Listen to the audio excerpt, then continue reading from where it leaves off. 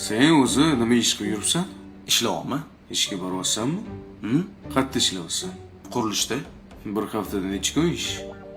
6 kun. Sen 2 kun boryapsan. Endi shamollagan kuni bormadim-da faqat. Mazam bo'lmadi. Shamollagan kuning bormading-a? Uyda bo'lgansan. Shunaqami? Men bu nima? Voy.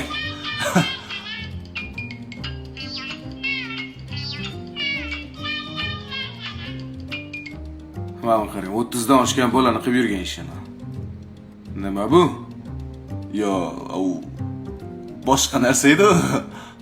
Montaj qilib olgan sun'iy intellektda bu. Ey uka. Menga qaragan.